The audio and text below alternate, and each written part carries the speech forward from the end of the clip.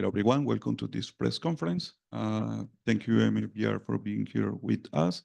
Now we are going to start with some questions on the call. Joao, you have the first question. Hello, guys. Can you hear me? Yeah. Yes.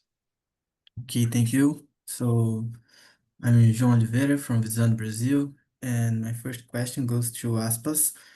Aspas, antes do jogo teve muitas farpas aí por parte dos jogadores da Fnatic, né? Farpas saudáveis aí que fazem parte da competição. Eu queria saber de você, cara. A gente tem o conhecimento que você não é muito atento às coisas de fora do seu time. Mas se chegou alguma coisa até você, ou se você realmente não viu nada sobre isso, e caso tenha chegado, essas farpas te motivam, cara?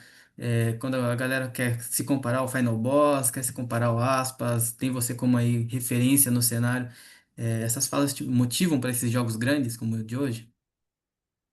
Honestamente, essas coisas que vêm de fora de jogo, eu tendo a blindar elas, então é algo que acaba que não faz diferença. Então não dá motivação e nem desmotivação.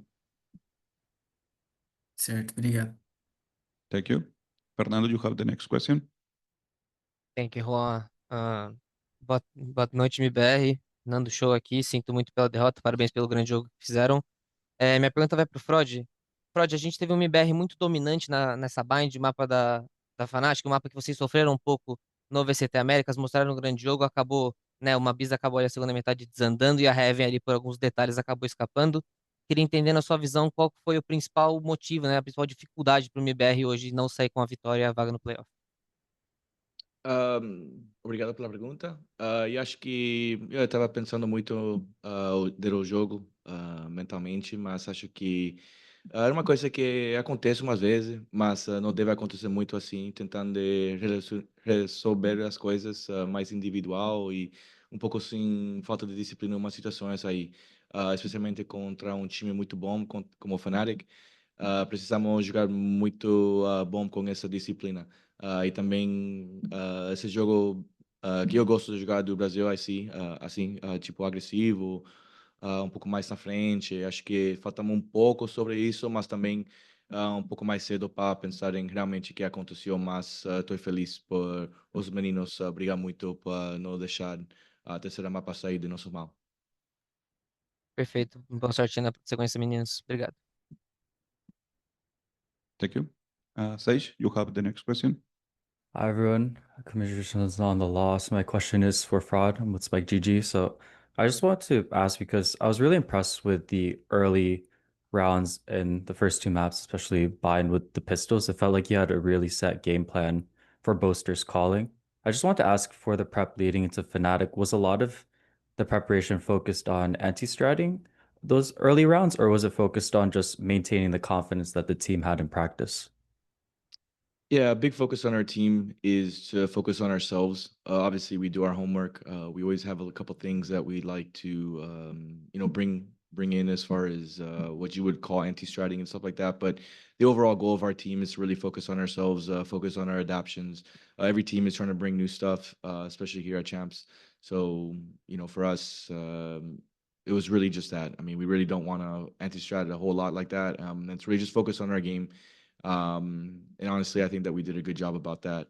Really just keeping our energy up, trying to provide different solutions. Obviously, they're a very talented team and have a lot of different ideas, especially on their T side and how they play. So, yeah, it was really just trying to adapt a little bit more on the fly. Obviously, we work on our game plan going in, but people are going to change so much, especially during the game, during timeouts and stuff, that it's really on us to adapt and kind of play that game of chess, anticipate what they're going to do and try and bring some different stuff for what we think they're going to bring.